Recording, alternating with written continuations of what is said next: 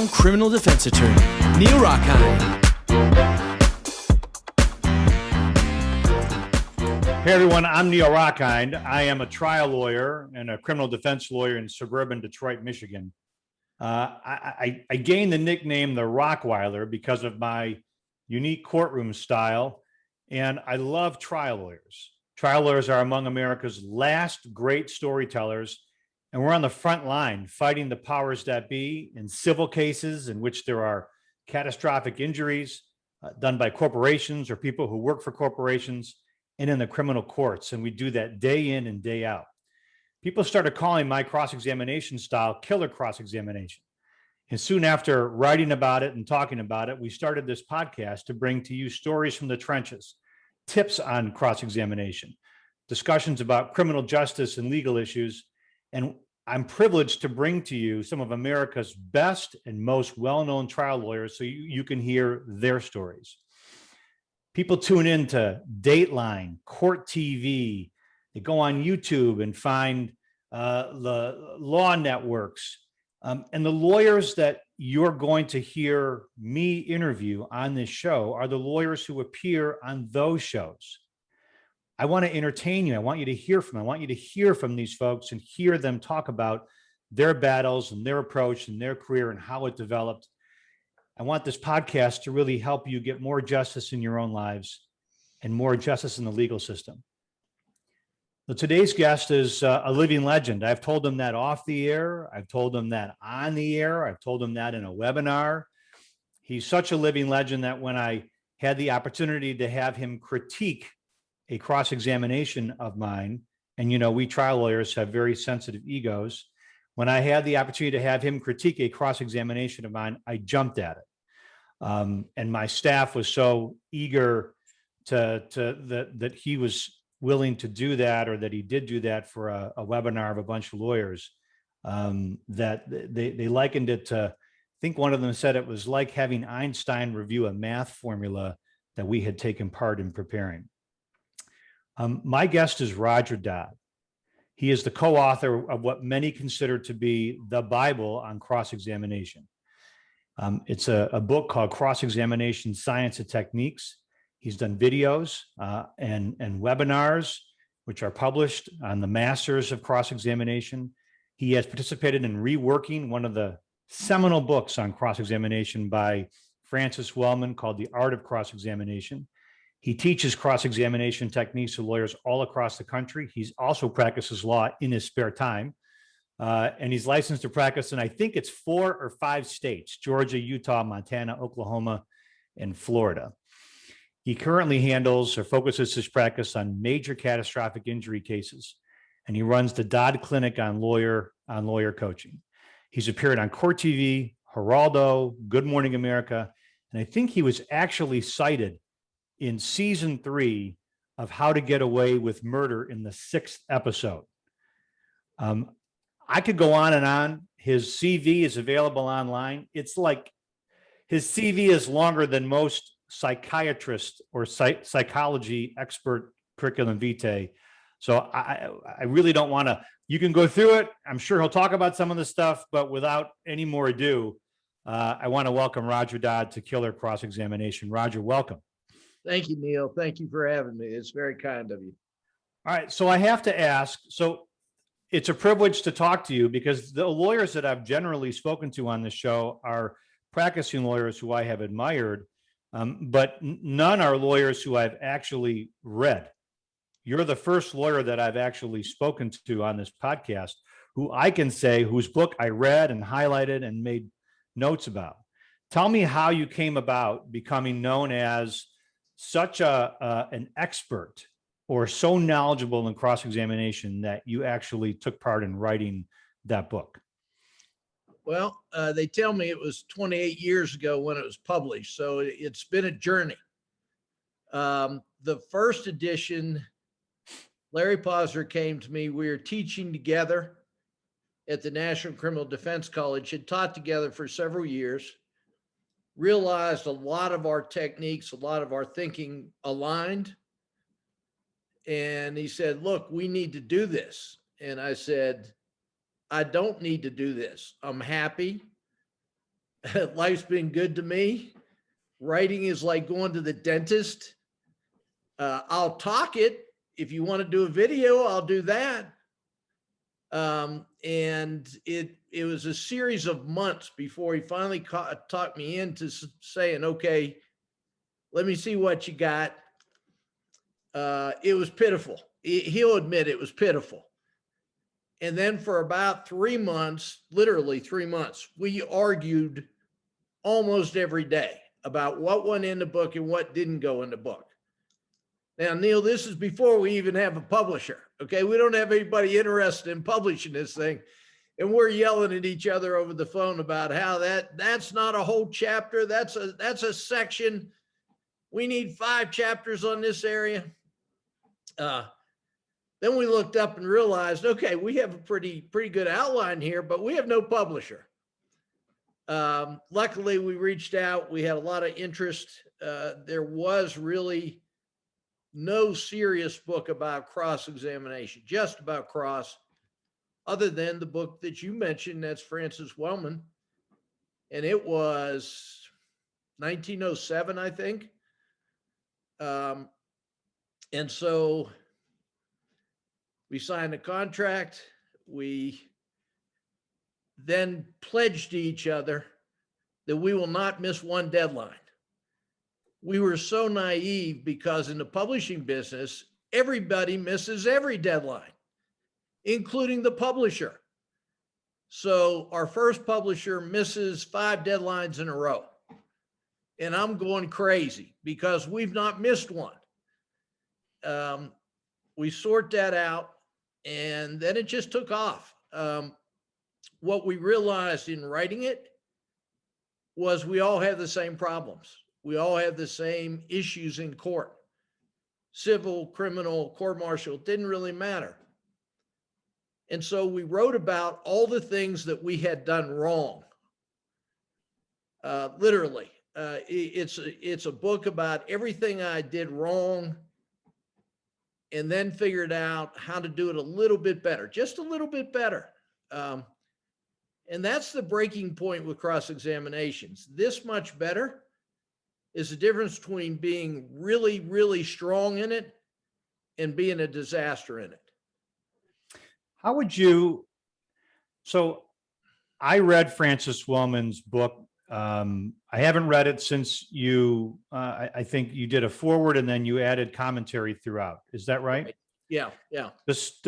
So we lawyers have sort of taught or learned through stories, war stories. Mm-hmm. Your book it has some stories in it, but it's a little bit different, right? Tell me how it's different. Yeah, the problem with war stories, and that's exactly how I learned. I was very, very fortunate. I started practicing law in a town, 35,000 people. There weren't really many trial lawyers. And I was the first one to say, I'm not doing wills. I don't know how to do property. I hire someone to do my taxes. And we can tell you don't like to write. So yeah, I mean, so it had to be trial work, right? But because it was a small community, the 3 or 4 really good trial lawyers that I knew, that I got to meet, all 20 years older than me or 25 years older. One just passed away. He was 93. And it was tough love back then. I would go to them. I'd watch their trials. I'd go to their office. I'd do free work for them. And it was always in the form of a story, a war story. No cogent system, nothing that fit together. So you're getting this one little snippet on a Sunday morning when I would buy these guys scotch. Literally, I would buy a bottle of scotch, go to their office. They would tell their wives, yes, I'm coming to church in about an hour. And they would drink my scotch, blow cigarette and cigar smoke in my face and tell me I had no talent, but that I was trying real hard, and they would tell me another story. It's just an incredibly inefficient way to learn something because there was no system to it. There was nothing that plugged in where you said, okay, if A happens, my move is Z. it was just this story. So while I was incredibly thankful, and I'm still thankful for the mentorship, I realized it wasn't a good way to learn. And so I started reading everything I get my hands on. And Wellman was it, frankly. And the stories in the Wellman book were like turn of the century stories. Yeah. So it's hard to put yourself in modern day society. I mean, I know there are some great tips in there, but it's hard to put yourself kind of back into that I guess that time travel. Yeah, it really is. I think that's a real important observation. The book is valid. It's worth reading, but don't just read it. In the commentary that I added was to bring things up to date. How did you develop your system? Well, again, it was things that did not work. All right. One of my mentors would say, you can ask an open-ended question from time to time if you don't care what the answer is. Well, that did not work. That was terrible. That was painful. And I'd go to him and I'd say, that didn't work. And he'd say, yeah, you have no talent. You have no talent. You know, you're a mechanic. Just go with the leading for a while. It'll develop. Well, the more I developed, the more I realized open-ended never works. It's the fool's errand. It's the lack of creativity on how to get a sentence constructed that leads us to the open-ended, and then the open-ended is really hard on the clients. So that rule, for instance, was really pretty easily won. I realized open-ended really didn't work. Then you start to refine it, Neil. You start to say, wait a minute, if I start my sentence with a verb, it doesn't work as well. If I put a lot of adjectives in it, it doesn't work as well. And I ended up with this loose leaf notebook full of things not to do. Well, teaching what not to do isn't a good way to learn either. It doesn't tell you what to do. It just says, stay away from this stuff. So if you're a tour guide, you say, stay away from the ghetto, but I'm not going to show you the really cool church down the street. That's not a good way to learn either. So about that time, Irving Younger started giving a lecture. And it was all verbal. Slowly it got into videotape. Like what was the first iteration of videotapes? Beta tapes or something like that? VHS or Betamax? Yeah, Betamax. And so I literally went to 3 or 4 different locations in the country to hear him and try to put it together. He called it the 10 Commandments of Cross. Almost all of them are in the negative. So he was doing what I was doing. He was doing it much better, but we were both on what not to do. And I realized trying to teach myself that way or anybody else, it just doesn't work very well. So I finally got to the point where I was on a program with him in Washington, D.C. And I was a minor player, and he was the star attraction, the guy. And he's a charming man, by the way. Before he passed, he was just charming as he could be. And very funny, not funny, witty. So at lunch, I go outside just to kind of take a deep breath. He's sitting on a park bench outside the hotel. I go over to him. I introduce myself. He says, yes, no recognition that I've given any kind of lecture yet. He obviously had not read it or listened to it. And I said, Professor Younger, I know you say there's 10 commandments, but I think there's only 7. I think some of them are duplicated. He looks at me, doesn't bat an eye, he says, there's really only 6, but 10 sells. And I was devastated. I truly was devastated because here I am trying to learn 10 commandments And you know how it is in trial, Neil. You can't remember 10 things. You can write them down. You can't read 10 things. I mean, it's moving too fast. So I flew back. I was very upset. And I sat down that weekend with some other lawyers, some younger, some older, and basically said, we're going to come up with some real simple rules of things to do, not things not to do. And of course, after about an hour, everybody was frustrated with me and said, we're never going to get this done. You're out of your mind. You're obsessing, all of which is true, by the way. I mean, I was completely obsessing. And over the course of maybe 6 more months, I got the 3 rules. From the 3 rules, then all the other rules, the chapters, the sequences, how to control runaway witness, all that started to flow out. But for instance, we have 21 how to control the witness in the book. Teach it regularly. You can master that because it's all about what to do, not what not to do. With that said, the first iteration of that in the first lecture I ever gave on that, 3 ways to control the runaway witness, 3. And one of them really was marginal. I mean, yes, you could do it, but once in a career. And so the gathering of that faculty, I remember well, is in Macon, Georgia, hot as hell. We're at the Hilton and we're stupid enough to be outside. No one else is outside because it's too humid, too hot. But we're outside having drinks and people start pitching ideas to me. And by the end of the drinks, I had 5 more ideas. Now, some of them really were bad, but you could then morph those. And then the more we talked, the faculty, paused, me. Interestingly enough, I got some ideas from school teachers on airplanes because really, think about this. We're teachers. We really are. We just teach in a very, very unique setting.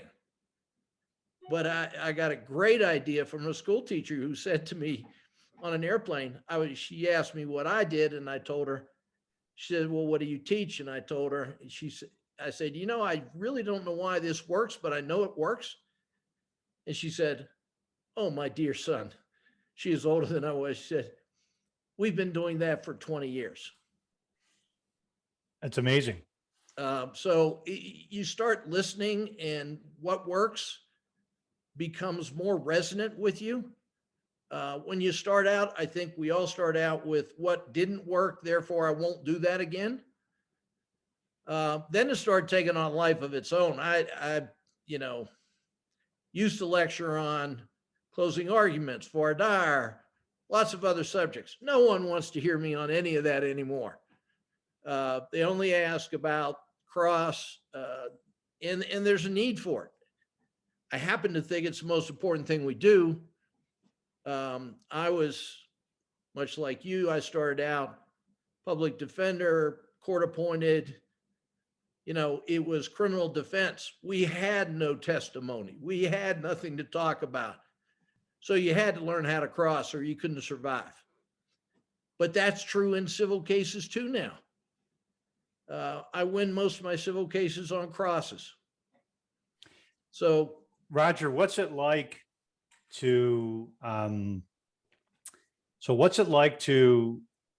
appear, because you're still practicing, obviously, and you're still handling significant cases. And I know I don't want to talk about the specific clients or anything like that, but what's it like to appear in a case and then your opponents know that you're Roger Dodd? I mean, that you're the guy whose book what's that like? Well, I've had some funny experiences with that. At first, you're flattered. They say, "Oh, I read your book," and then you realize they're setting you up. They're blowing smoke. They haven't read the book. You could tell they haven't read the book because of the way that they're doing their work. Absolutely. Yeah. Yeah. So then you realize, okay, they played me. And then you start working up your defense system. I've had opponents have the book on their desk while we try the case. I've had judges have the book on the desk, on the judge's desk, all in an effort to make me crazy, right? And so I just do it back to them. I'll say, "Oh, I see you have the book. Would you like me to sign it?" And everybody looks at you like, "Okay, I don't want to talk to you anymore." Do your opponents in trial ever try during voir dire or anything to ever mention the book and say, "Oh, this is Roger Dodd. He's like the cross-examination king"? And have they done? You're nodding your head, so they have tried to do that to you. Yeah, you see it from time to time. I try to eliminate that before we get started. I had an opponent 3 months ago. We were going to have a damn Zoom trial. I didn't want to have a Zoom trial, but she's a prosecutor. She can call the case. I gave her a lot of reasons why we shouldn't do it, but she's going to call the case. And so we're on Zoom, and the judge clicks off and says, "Okay, I'm going to take a 10-minute break." And she and I are still on. And she says, "I don't even know why I'm trying this case against you. You've written these books. How many books have you written?" And I said, "Well, 7, but the jury won't know that. I'm just a lawyer. I'm going to try to do my best with my client. But look, don't you worry about that. You worry about you." And I've kind of evolved my style now where if someone brings it up, I try to deflect it because it really isn't relevant. I've had them bring it up in voir dire. I don't object to it, but I think it's a mistake for them to do it. I think they give me credibility when I haven't earned it yet. I've had judges say, "Don't pull that stuff. I've read your book. Don't try to pull that stuff." To this day, I don't know what that stuff is that I'm curious about that because there's no one better to describe your approach to cross-examination than you, but I mean, it really isn't, it's not trickery. I mean, there's nothing trickish about it. I wonder what the stuff, what is the stuff? Was that just designed, you think, to kind of try to get you rattled? Yeah, I think the judge was very, very upset. He considered me to be an outsider. It was lawyers suing lawyers, and I was the third, or my team was the third set of lawyers defending the lawyers. And the judge really didn't like our lawyers a lot.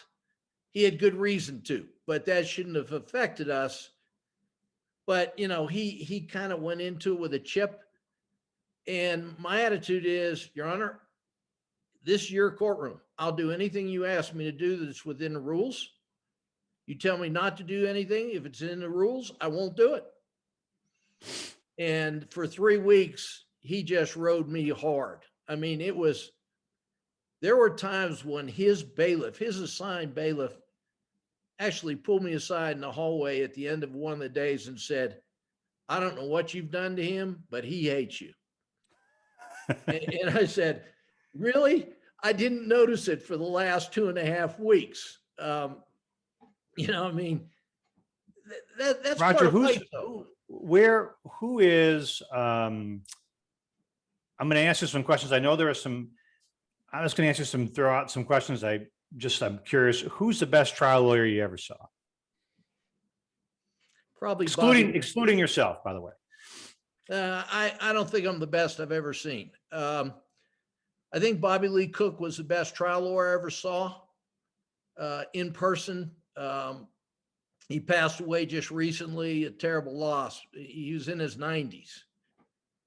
And Cook not only could cross-examine, he could give a closing argument where people would literally be in awe of what he had said. Literally be in awe. I think I think that's probably right. I've seen some really, really great trial lawyers that no one's ever heard about. Do you mean like in awe because of his eloquence, his manner of speech, just the Everything. He had the entire package, and he understood. By the time he got to closing, he understood each individual juror. He knew what they needed to hear. I don't have that capacity. Do you? I mean, that's 12 people. It was a stunning example of how you get that bond, and then you're true to that bond. He would say things that were so disarming in the middle of a trial, where you would say, that didn't help you. I don't know why you said that. And it built so much credibility because it was the truth. And he can you would think of it? I mean, can you think of an example? I'm curious what. Yeah, one thing I heard him saying in closing, I've heard and read many of his closings. One thing he said was, some of you may not believe my client's story. There'd be good reasons for you not to believe it. Now, let me explain to you why that doesn't matter. But he said it so eloquently that everybody would go, okay, Mr. Cook's going to take care of us here. All we have to do is what Mr. Cook says do. We're going to be okay. And what's funny, when I hear that, I hear, of course, delivered honestly, not as a gimmick. I hear instant credibility.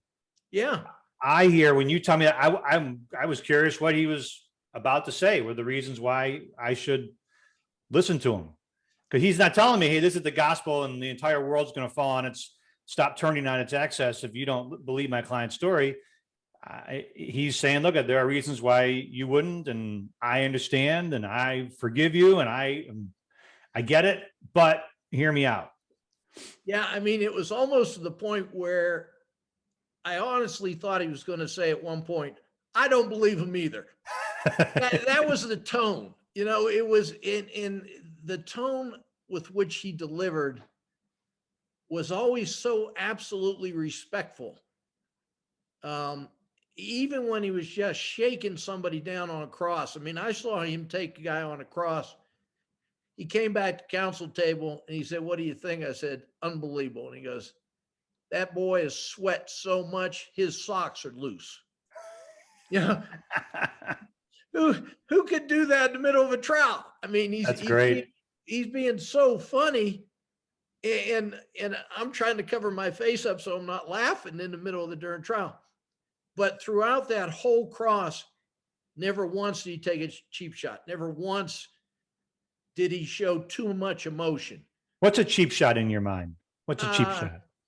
You know, it's legally permissible to ask, but it's ungentlemanly, unladylike to ask. I don't think juries appreciate that.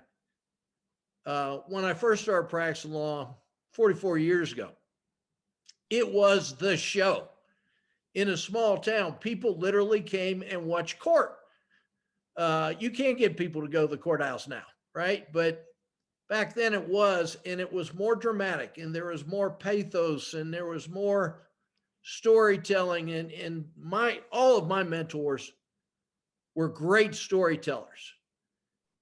They didn't follow many rules, and they would get by with it out of force of personality, I think, sometimes. Where did you grow up? Grew up in just outside of Pittsburgh, Pennsylvania. And the places you're describing, small town with these lawyers who you learned from, where it was the show, where is that? South Georgia. South Georgia. Real rural South Georgia. And people always ask, why in the hell did you go to Georgia? I could try cases immediately. I passed the bar. I was in front of a jury 28 days later. I mean, nowadays, you know how it is. To get an associate a trial a year is an effort. I tried 3 jury cases in 1 week one time. I wasn't the only one doing that. Now I was very cocky and thought I could do it all, but there were other lawyers doing that too. And you would get up, you would strike a jury, you'd strike a second jury. They'd bring the second jury back like on a Wednesday. And in 2 days, you'd try a dang felony. And Wednesday, you're ready to, take on the next jury. And the only reason I tried the third case was a dear friend of mine. He's in poor health now. He's really struggling, but he was one of the best trial lawyers you never heard of, Neil. And yeah, I love those guys. So he could try a case and he was not afraid. He had struck a jury and he got real ill. He showed up, but you could look at him and go, geez, what are you doing here? And he gave me an outline of his opening statement. And I said, hey, you want me to give this for you? Now, only a young, cocky lawyer would ever do that, right? I mean, I hadn't even met the client. And he says, yeah. And I get up there and I give the opening statement. And it's a 2-witness case. So I feel like, okay, I can do this. And I cross the cop and I cross the quotes eyewitness, who in reality wasn't an eyewitness. And then we rested. Georgia ended up giving the closing argument. He said, I want to close. And I said, okay. And this is how cocky I was, Neil. I thought I could close better than him, even though I'd been in the case a couple hours, right? love it. I love it. But George closed and got a not guilty. I mean, he should have got a not guilty. That's a great trial lawyer. He has flu and temperature, looks terrible, sounds terrible, and he gets not guilty. They don't even make those guys anymore. You and I are not that guy. Tell me about, so what states have you practiced in? What states have you appeared in as a lawyer? I think there's 11 or 12. And do you see a difference in the type of lawyering or the judges or the way the system works in the different parts of the country? Yeah, and it's significant. Tell me about that. It's gotten more profound, I think. Let's say, for instance, South Georgia. Well, there's 2 Georgias. There's Atlanta, Georgia. Then there's the rest of Georgia. I don't like trying cases in Atlanta. Too much traffic. If people always say, why don't you go to a big town? Why don't you live in a big city? There's a big push for me to live in New York or LA or both, right? Go back and forth, be a big time trial lawyer. Must be good if you're in a big city. I can't stand lines. I won't stand in line. If I go to a restaurant and there's this huge line, I don't care if it's the best restaurant in town. I'm going across the street where there's no line. I can't stand to be in lines. Can't stand to be in traffic. So that's one reason I don't like trying to. How'd you end up getting a driver's license at the DMV?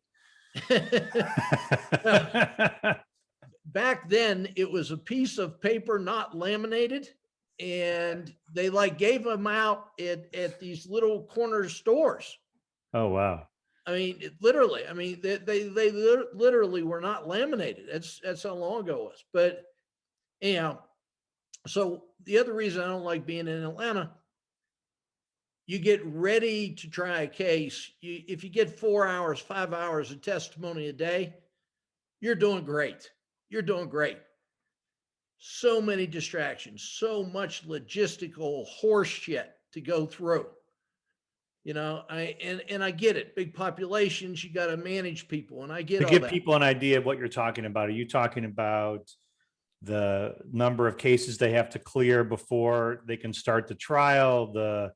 They've got divorce motions, and they've got and just pleadings and sentencings and probation violations, and and just managing the jury. I mean, you can't tell the jury, okay, we're taking 45 minutes for lunch. You got to give them an hour and a half, 2 hours. They have to be able to manage this city. You can't start them at 8 o'clock in the morning. They won't get there. They'll be in traffic. You can't run till 6 o'clock at night. They'll never get home, So I get all those logistical things. I don't like them. But say in South Georgia, we're going to get 7, 8 hours of testimony.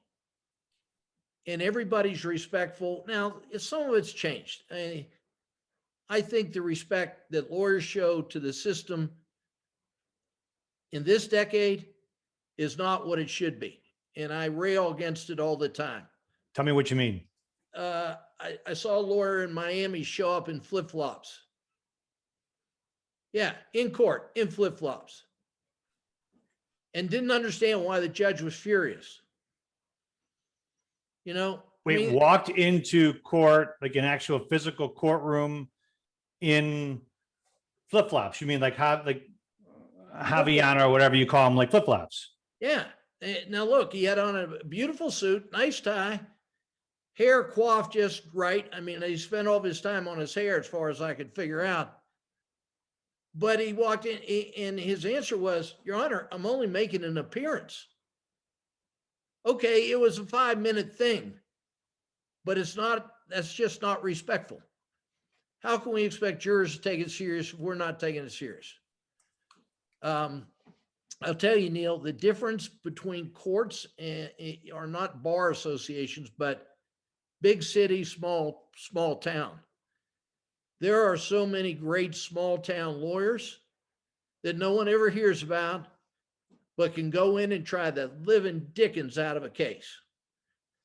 And I go to big cities. Now, there are some unbelievably good, big time trial lawyers in big cities, but per capita, much less than small towns, much less. Where's the worst venue you've ever tried a case? Well, the answer is going to be where I really got my ass handed to me, of course, because it couldn't have been fair if I got beat up that badly.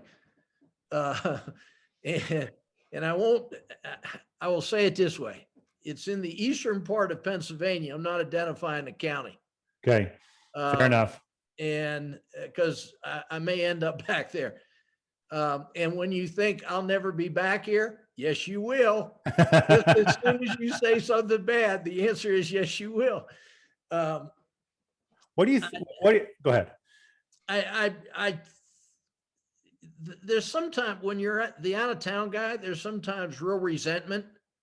Sometimes people embrace you. I mean, unbelievably great. And that's fun. That's the fun part. Sometimes they just don't even talk to you. You know, I had a guy in California just this year. The judge had to sign pro hac vice order, you know, appear, specially appear, not a member of the bar, but I'm allowed to appear in this case. She was going to sign it. She said she was going to sign it. She got tied up with something. We're taking a deposition next day. The guy objected because the order was not signed. Now that's a cheap shot to me, total cheap shot. And I said, okay, my associate will do it. And I whispered every question to her in her ear. You don't want me to ask questions out loud? That's fine. I'll whisper the question. And she did great. I think actually she probably did better than I would have done. But to me, that is so disrespectful. Why would you ever do that? You know, and his answer was, it's against the law for me to stipulate that you could do this. What do you mean it's against the law for him to stipulate? His position, the judge had already said that the judge has already granted it, just hadn't signed the order. Yep. And he said, until it's signed, it's not an order. And the bar rule is, if you're not licensed here, it's the unauthorized practice of law. That's a misdemeanor. Oh my God. Yeah. And people wonder why, you know, well, they don't really wonder. I mean, some lawyers wonder why people hate lawyers, you know? Well, I mean, that's such a lawyerly thing to do, right? It's such a lawyerly thing to say to another lawyer. My local counsel, and there was two of them. One was younger, and she did a great job on that deposition. The other guy's my age and just doesn't want to try cases anymore. Totally capable of it, just doesn't want to do it. It's too hard, it's too stressful. I get that. I mean, if you don't love it, you shouldn't do it. It cost the opponent a bunch of money, not only his client, but his attorney's fees bill, because my local council fly-specked it and found all kind of irregularities. And the judge said, I'm not granting anything that isn't proved up now. You know, now, had he not done that to me, would Michael have done that? I don't think so. But Michael was so offended. I mean, he still apologizes to me. When we talk, he'll say, I'm so sorry that happened to you. And I said, it's over. Forget it. Let's have a glass of wine, you know, but life's too short to worry with people like that. But anyhow, the worst place, Eastern Pennsylvania, the judge was really not kind. The opponents were just really big firm jerks.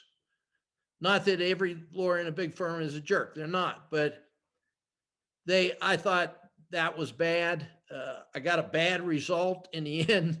So nothing about that experience says to me, let's go back there.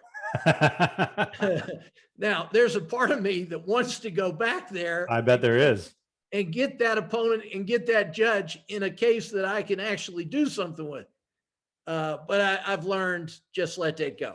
There's Roger, are there cases where you feel like once you're in them that they're not winnable?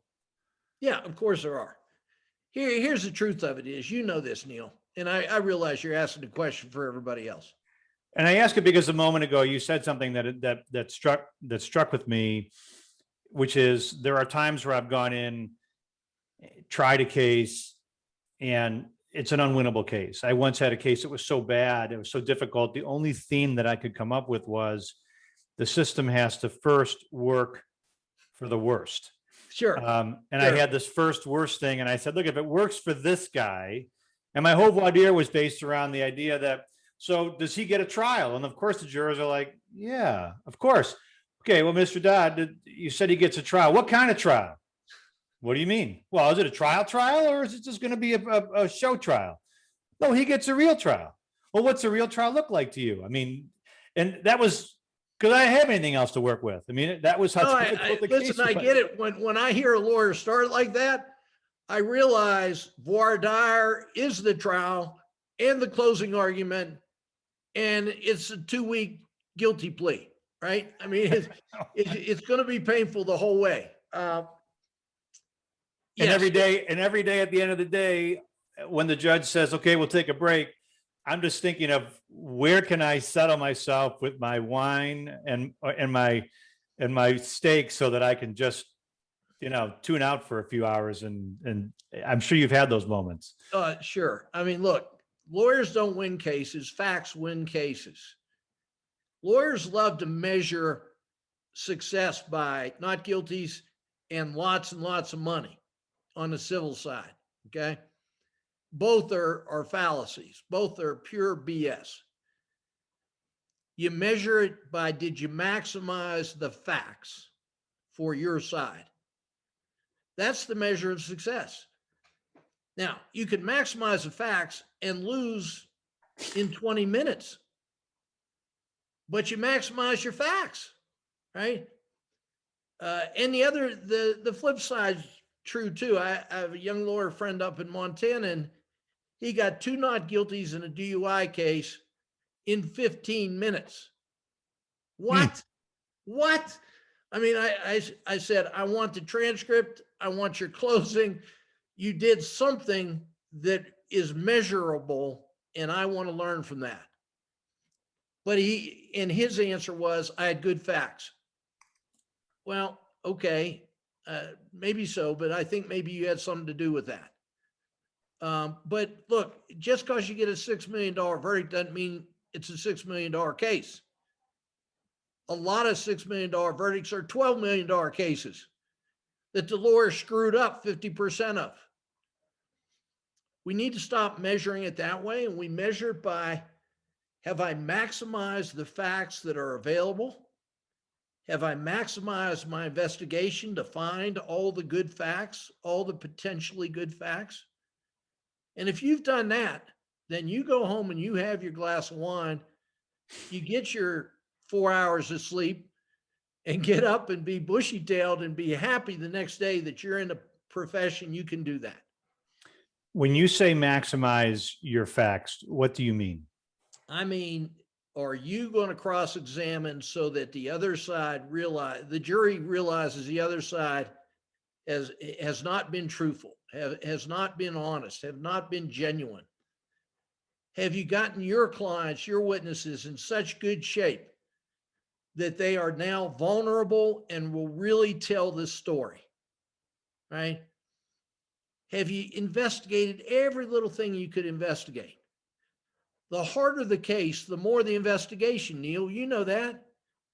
You know, I came up with a really cool defense in a criminal case in Georgia because we had no defense. And so we just kept investigating and investigating and investigating. And lo and behold, we found out that a really important document, they didn't show the whole document to the judge. That became our defense. You know, I mean, and you understand this. The judge was so infuriated that he basically told the jury to find the guy not guilty.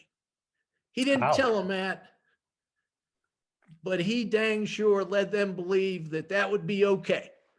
Okay. You know, I get that. Because listen, they could steer from, I mean, some judges can steer from the front or they can steer from like a canoe. You can steer from the front or you can steer from yep. behind, you know? And this was a great senior judge. Not every senior judge is great, but a lot of them are. They're still wanting in the game. You know, their time is expired, but they don't want to quit. And I find they give you great trials. So let me sort of ask a couple of questions about you in court. Have you had any like Perry Mason aha type gotcha moments where you've been cross-examining? Do those happen? Do they happen to you? They almost never happen except on TV and in movies. All right. I'd love to tell this story. Quit reaching for the stars. Tom Cruise got Jack Nicholson to admit that he suborned perjury and was complicit in a murder. All right. It's the famous, you can't stand the truth, right? Did you order the code red? Of course I ordered the, yes. Yeah, exactly. Yeah, right. yeah. And then Nicholson is let out in handcuffs, right? He's in handcuffs. None of us have that cross. None of us have that cross. I've been trying cases a long time. It wasn't even a cross. It was a direct. Well, whatever it is. I mean, look, it just doesn't happen very often. And I love to tell this story. It's a true story. I had a judge handcuff me and take me to have the bailiff take me to a holding cell. And so now when I tell that story to lawyers, I say, you don't have that cross. You don't have that Jack Nicholson moment. The only person I've ever seen let out of the courtroom in handcuffs was me. Now he let me right back out, but he damn sure got my attention. Do you think jurors are expecting that there's going to be a moment like that? And that if we lawyers don't deliver that they think that there's a failure on our part or with our case? I think jurors would love to have those moments. That's why we watch TV. That's why we watch movies. We like them too. But you have to manage expectations. I tell do you do that in court? Do you attempt to manage? Absolutely. I'll tell them, you're not going to see a smoking gun in this trial. You're not going to see me hang from the chandelier and demand justice. You're going to see me be respectful to the court, respectful to you. Hopefully I am polite. Hopefully I'm never rude, even if I'm angry. But don't expect all that other stuff. Is anybody going to be upset if you don't see that? Nobody raises their hand. They go, okay, this is going to be boring. And then a lot of the time it's boring. Setting up foundations is boring for juries, but you got to do it to get it into evidence, and you got to do it to be able to control the witness. But look, if you're interested in something, Neil, you can make it interesting to the jury too. I actually, this is crazy to say, but I actually was involved in a 3-week-long patent violation trial. Do I look like I know anything about patents? Well, you knew about Einstein. Yeah. Well, the patent lawyers handled. Roger told me, you told me off the air before we started that Einstein had gotten part of his first mathematical formula wrong, and someone had pointed it out. That's why I made that joke. No, So, okay, tell me about the patent trial. So the patent lawyers are handling all the patent stuff, right? I'm handling the voir dire. I'm handling the crosses. They want me to handle the closing, but I don't know the case well enough to handle the closing, I don't think. I give them a lot of ideas, but I'm not the guy who should say that. I'm not the guy who should be doing that. I became so fascinated with the patent that I ended up giving the closing because I loved the case at the end. And the jury did too. The jury got it. They got the importance of it. They understood why it all fit together. And we actually had a timeline that could see why these people infringed on the patent. It was all motivated by greed. And so you get down to, it's about greed. It's not about a patent. It's about greed. Well, juries love that. They get that. They've seen that. They've experienced that. And so I think you can turn any case into an interesting case, but it's not going to be movie time. You know, it's not going to be movie time. Roger, where And it do shouldn't be, by the way, shouldn't be. no, I think that's a very helpful point for people to, we watch Law and Order, and the opening statement, closing argument, cross-examination of the critical witness and of the defendant all is crammed into 3 or 4, 18-minute segments. Yeah. Which, of course, for some of us, for some cases, it takes 18 minutes just to attempt to get, to lay the foundation to begin to talk about something important, let alone the entire trial. Yeah, absolutely. And listen, I mean, you got to be realistic about this stuff. And I tell people all the time, look, it is not going to be a kabam at the end. And lawyers think that cross should be a kabam at the end too. Normally it is not. What do you mean? It is. What do you mean by that? This is an important point for young lawyers, or for clients or for members of the public who have lawyers, which is part of why I do this podcast, because sometimes they have unreasonable expectations about what they're going to accomplish in cross, or what their lawyers are or are not accomplishing. Can you expand on that? So that, what do you mean there's no bam moment at the end? Well, look, in the movies, it's and you admit you're lying. Yes. Yes, I'm so sorry. Let me give you money. And that guy over there is. That's right. Doesn't work that way. Whether it's civil cases or criminal cases, it seldom works that way. Now, there are moments where there's, the moment of truth. The jury figures it out. They look up and go, I know I can't trust this guy. That's almost always what happens on cross. Not that they can trust the guy, that they cannot trust the guy. And you've exposed that. Well, that to me is the moment of truth. And that's exciting, but it's not exciting like TV and movies. Roger, how do you know as a lawyer, when you're questioning a witness, how do you know you've reached that point? Because have you ever done a cross where you're cross-examining the witness and you've reached that point, or you have to sort of abandon the rest of the material that you have, or do you just go through it no matter what? Well, as you know, it's a fact-by-fact, case-by-case decision. But have I abandoned other chapters, what I call other chapters, other areas that I was going to cross on? Absolutely. If I've got them to that point, it's time to sit down. Right. And are you watching the jury, or do you have somebody with you watching the jury so Both. that you kind of get Yeah, both. Yeah.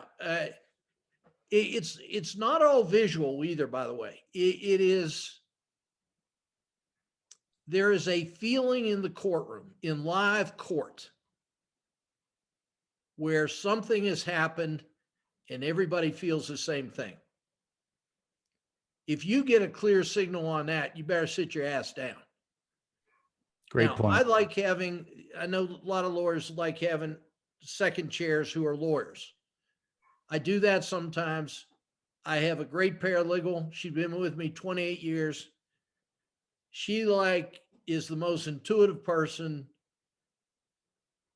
She can look at a jury and get a good read on it. And I will defer to her. Actually, I defer to her. We did an arbitration, 3-judge arbitration. And she said at a break, you need to stop. You got them, but they're getting fussy. And that's just how she talks. I said, okay, I'm done. Done. So one of the things that I want to finish on, because I've taken up enough of your time, is I like people who, if they want to know more about what you're doing and where you're doing it, if they want to follow you or learn more about what you're doing, could you work through with me just a couple of things? First of all, Sure. You have a couple of firm websites, right? Right. What are your firm websites? What's the best way for someone to find out where Roger Dodd is or what you're doing? Yeah,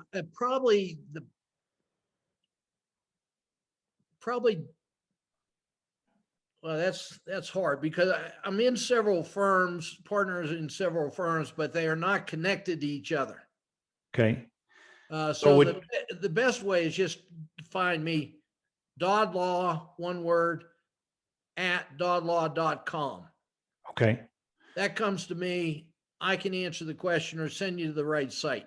So if somebody has a case that they were interested, a lawyer or a prospective, somebody, who's injured or has a potential criminal case in an area, if they wanted to reach out to gauge your interest in joining them, it would be Dodd Law. So DODD law at doddlaw.com.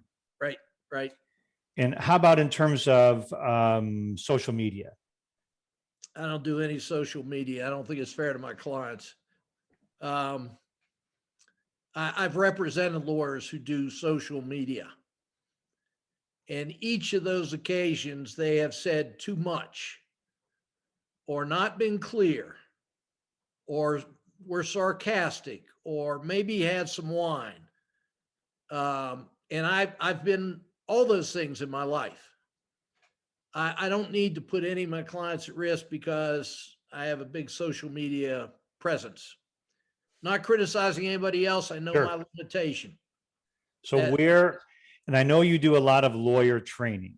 Right. So tell me about if there are lawyers who are watching who aren't on your listserv or don't get your emails, how can they participate in training with you? Yeah, the best place to go is doddlawclinic.com. That gives Clinic.com. And what is that? That we teach 8 lawyers at a time. When we're doing clinics, they're up on their feet, they're working. We have professional improv actors who play the witnesses, really realistic. In 2 days, we're going to up your game a whole level, whatever that means. So we just had a brand new lawyer last week. She literally had been practicing law 8 weeks, had just passed the bar. She is a fit cross-examiner at the end of 2 days. Now, do I want her to handle the expert at the end of the case? No, she's not ready for that yet. She damn sure can cross. And, I've taught lawyers who have been practicing longer than me. We're going to take you up that next level because our attention to detail is what makes better cross-examiners. So you don't get to say, well, I've always done this and it worked. Of course it did. You're really good. But are you as good as you can be? I want to get, everybody asks why I teach so much. I want to get this much better every day. I can get that way in the courtroom when I'm teaching. Those are the only 2 places. Can't get in the courtroom a lot, particularly this last year has been a pain. But I can get this much better teaching. And we give lectures to, 600 people. I did a virtual lecture in Toronto during the pandemic. They had 1,100 people. You imagine that? 1,100 criminal defense lawyers. Because everybody was starving for education then, right? So even the Georgia Cracker sounded pretty good up in Toronto, right? Well, because all these lawyers used to watch trials or take part in even, misdemeanor trials or watch trials, and there was nothing going on. Well, and it wasn't anybody's fault. You couldn't get there. Right. I've been blessed with being friends with a lot of judges. When you teach a lot and they realize you're trying to contribute, they share insights. The judges were just as frustrated as lawyers. Well, I'm going to leave our conversation at this point with this observation. I know when someone asked you previously one of the reasons why you wanted to write the books you're writing and to teach as often as you are, I know you thought that at some point the younger generation of lawyers needs to learn from lawyers who've been doing this for a long enough period of time, that they've developed good skills and good habits, and there's just not enough of that going around. And I think that's an incredible contribution that is going to be part of your legacy. Well, I appreciate that. It's really nothing more than my mentors, and you don't have to buy me scotch and you don't get to blow smoke in my face, but it's the same concept. What's your favorite wine, Roger? Favorite wine, probably a good Pinot Noir, so it doesn't have to breathe. And what's your favorite scotch? Not even close. Dewar's. Dewar's? Yeah. One of my mentors taught me to drink Dewar's. I will never forget that night. I had lost a case. He said I was going to lose the case. He was very, he forecasted that. I was devastated because I was convinced I wasn't losing the case. He taught me to drink Dewar's that night. Still drinking it. I love it. Reminds me of that one story where the judge said, you guys are, well, we need to file some more motions. And the judge goes, you guys are wine drinkers. You guys litigate. I need some whiskey and scotch drinkers. Those guys are the trial lawyers. Well, I as I got older, I understand and appreciate good wine. I do. It's great when you have somebody you love and you're just talking about the day and 2 glasses and go take a nap and, good night. On the other hand, I started drinking scotch at a very young age. and I had a little bit last night. A couple things went right and I thought this is a Dewar's night. So nice. Yep. Very nice. Well, Roger, I appreciate it. I'm obviously a big fan. You made an impression on me as a young lawyer. I've read your book. I've followed your teaching as best I can. And it's just such an honor to have you here on Killer Cross-Examination. And Roger Dodd, thank you so much for everything you do for lawyers and for making an appearance. This is Neil Rockhind. This is Killer Cross-Examination. You can find us on every platform, Apple, Google, you name it, it's out there. You can also go to YouTube. We have these YouTube channel where all of my interviews and our podcasts are published. And you can Google search Killer Cross-Examination or go to killercrossexamination.com. And if you like it, subscribe, follow, like it, and send us a line letting us know how we're making an impression on you in your life. Again, Roger Dodd, thanks so much for joining us. Thank you, Neil.